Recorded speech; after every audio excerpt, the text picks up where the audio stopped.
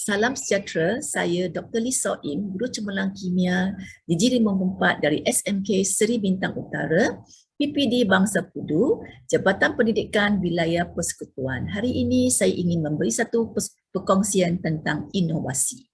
Perkongsian saya kali ini adalah mudah dan seronoknya menghasilkan inovasi. Okey, ini adalah kandungan yang ingin saya bincangkan ya. Okey, sedikit tentang pengalaman dan juga pengenalan saya. Okey, saya mempunyai pengalaman mengajar selama 31 tahun. Pernah memegang ketua bidang sains dan matematik serta pemangku penolongkanan dan takbiran di SMK Seri Bintang Utara. Merupakan mantan yang dipertua Majlis Guru Cemerlang Darul PKL dari 2016 hingga 2020. Sekarang ini memegang jawatan Naib Pengurusi Persatuan STEM Guru Malaysia, JUE dan juga AJK 4 PSM dari PKL daripada 2010 hingga sekarang. Okey, berikut adalah pencapaian inovasi saya. Okey, untuk tahun ini saya telah mendapat 2 gold medal. Okey, yang pertama iaitu anjuran IPG Campus Scan dengan tajuk Trimix Vocabs. Yang kedua dari anjuran IPG Sultan Mizan dengan tajuk Kit 3P. Tahun lepas saya mendapat 2 anugerah iaitu anjuran UPSI, saya dapat first place dengan tajuk Waste Wealth Through Composite Materials, dan peringkat WPKL saya mendapat tempat ketiga lah, guru inovasi. Okey, lepas tu peringkat antarabangsa saya dapat Honor of Award 20 tahun 2019 di Dubai dan pernah mendapat naik johan guru inovatif dari PKL pada tahun 2015.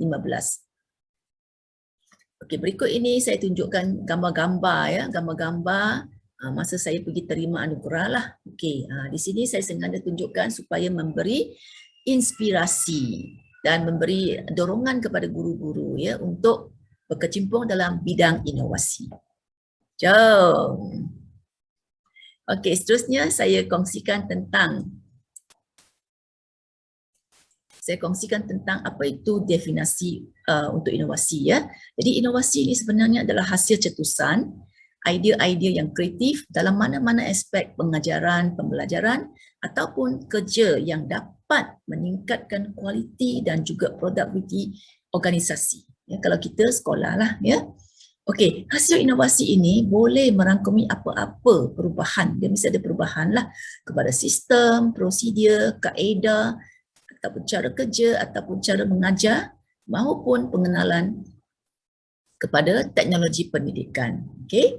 Jadi di sini memang kita tak boleh lari daripada unsur kreatif. Jadi kreatif itu maksudnya mempunyai kebolehan mencipta, menghasilkan dan mengembangkan sesuatu idea yang baru dan juga aslilah kalau seboleh-bolehnya ya. Okey, seterusnya untuk inovasi ini sebenarnya kita boleh bagi saya lah, saya boleh kategorikan dia kepada 3 ya, iaitu sama ada kita buat jenis yang produk dalam bentuk modul ataupun bentuk teknik. Okey, bergantunglah kepada kesesuaian yang cikgu inginkanlah ya. Okey, contohnya kita boleh hasilkan modul untuk sesuatu subtopik ataupun satu topik yang pelajar kita ada masalah pembelajaran ataupun kita hasilkan satu PBM untuk membantu pembelajaran, memudahkan pembelajaran murid-murid kita ya. Tapi apa-apa pun last sekali adalah meningkatkan prestasi pembelajaran murid lah. Itu kita pegang ya. Okey, seterusnya katakanlah ya, macam mana kita boleh menghasilkan ataupun tercetusnya idea untuk menghasilkan inovasi. Tipsnya adalah buat refleksi. Okey, apakah refleksi yang boleh kita buat? Refleksi semasa pemerhatian PDP, PDPR, semasa semakkan latihan ataupun hasil pentaksiran. Kita lihatlah apakah kelemahan-kelemahan yang dihadapi oleh murid-murid kita. Dari situlah kita fikirkan kenapa mereka tak boleh ya? Kenapa ini tak boleh buat ya? Kenapa tak boleh lukis? Kenapa tak boleh jawab? Dari situlah cikgu akan cari ubat dia. Ubat itu adalah dinamakan inovasi. Ya? Mudah kan? Dan seronok. Okey, so kriteria. Katakan cikgu dah siaplah inovasi cikgu tu, sekarang cikgu nak pergi buat pertandingan. Okey, so untuk pergi buat pertandingan, dia ada kriteria ataupun aspek-aspeknya. So setiap penganjur itu dia mungkin ada kelainan sedikit. Okey, tetapi tak jauh bezalah. Jadi kriteria yang saya kongsikan ini adalah kriteria daripada JPN dan juga daripada KPM kita, iaitu mereka nak lihatlah dari segi aspek kreativiti dan inovasi, adakah idea yang digunakan itu sesuai untuk mengatasi masalah pembelajaran. Okey, adakah inovasi itu boleh dilaksanakan dan memberi kesan dan impak kepada PDPC. Okey, dan adakah potensi inovasi ini ada potensi yang boleh disebar luar, dan sudah pasti kos mesti seminimum boleh, ya. Seterusnya, untuk menyertai apa-apa pertandingan sudah pasti perlu menyertakan laporan lah, okey, laporan. Jadi ada formatnya seperti mana tadi, setiap penganjur dia mungkin ada formatnya tersendirilah. Jadi format yang saya kongsikan ialah format daripada Kementerian Pendidikan Malaysia kita, ya, iaitu daripada KPM, iaitu bermula dah daripada dari kategori, tajuk, sampailah kesimpulan. Jadi kategori yang atas itu adalah kategori sama ada secara individu ataupun secara berpasukan. Okey, cikgu tuliskan itu saja. Lepas tu tajuk. Tajuk tu buatlah tajuk yang sedap-sedap, ya. Ya, jangan orang baca tajuk pun tak faham ataupun tak seronok. Okey.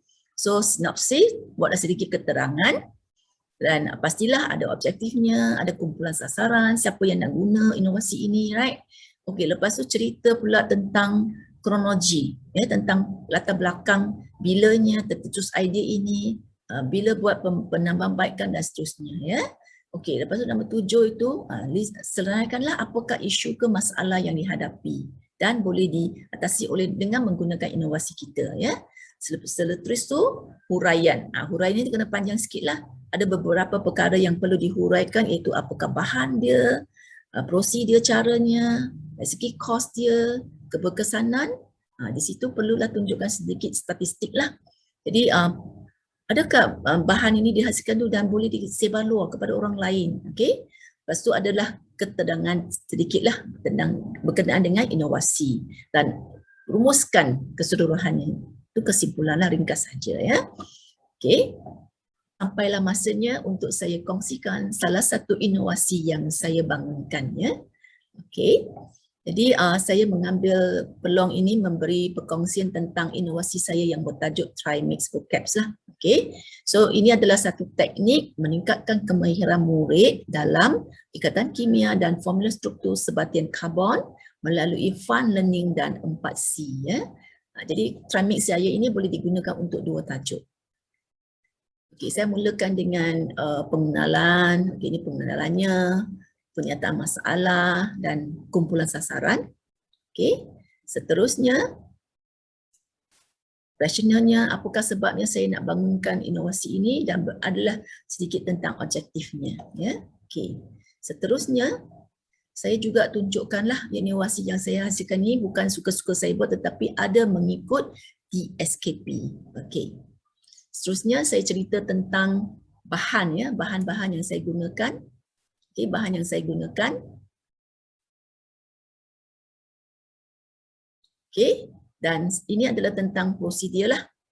Cikgu cuba buatlah kreatif sikit lah, ya. Okey, ini adalah prosedur saya bagi untuk penggunaan dalam pembentukan ikatan ionik ini ada 2 fasa lah. Saya buat 2 fasa. Fasa pertama guna vocab yang 2 ini sahaja.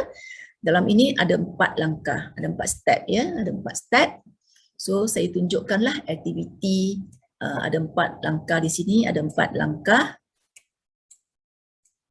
Okay, ada 4 langkah, ya. Setiap langkah tu kita tunjukkanlah sedikit gambar, ya, cikgu boleh tunjukkan gambar ataupun hasil kerja murid, ya. Okey, seterusnya ini adalah fasa yang kedua, ya. Fasa yang kedua saya sediakan cebisan kertas lah untuk mereka bermain dalam kumpulan supaya mereka dapat menceritakan macam mana ikatan ion itu boleh terbentuk, ya. Okey. Seterusnya ini adalah tentang lepas tu kalau boleh kita rakamkanlah video, ya. Rakamkan video, saya mainkan sedikitlah. Atom. Proton number 11, sodium atom, proton number 11. Electron arrangement 2.8.1. Sodium atom, proton number 11, electron arrangement 2.8.1. Not stable, sodium atom, proton number 11, electron arrangement 2.8.1, not stable. Okey, so itulah sedikit mereka menggunakan tag yang saya gunakan, mereka dapat menerangkan pembentukan ikatan ion. Okey, seterusnya ialah untuk penggunaan yang kedua iaitu ini saya ulang balik ya, ini langkah-langkahnya. Okey, seterusnya ialah untuk ini untuk fasa bukan fasa, untuk penggunaan yang kedua iaitu untuk sebatian karbonnya boleh membentuk formula struktur alkana, alkena dan juga alkohol. Di sini saya mengambil konsep Confucius iaitu I hear and I forget, I see and I believe, I do and I understand. So kalau dia tak buat sendiri dia tak boleh faham ya dengan lebih baiklah ya. Jadi inilah aktiviti, okey, ada 3 aktiviti lah. So saya bagilah tips mereka untuk faham. Contohnya all single in alkanes, all single but one C double C in alkenes. Lepas tu all single and must have OH dalam alkohol. Itu cara saya lah. Okey, saya menggunakan botol caps yang warna biru, hijau, putih untuk mewakili atom karbon, hidrogen dan juga oksigen ya, contohnya ya. Okey. So ada 4 aktiviti lah di sini, ada 3 aktiviti lah di sini ya. Okey. So seterusnya saya tunjukkan gambar-gambar lah, gambar-gambar yang inovasi saya itu digunakan. Okey, inilah kos untuk menghasilkan inovasi saya hanya 20 sen saja sebab saya perlu beli sedikit kertas lah. Kalau cikgu nak guna kertas recycle maksudnya tak ada kos. Okey, so ini adalah tentang statistik lah.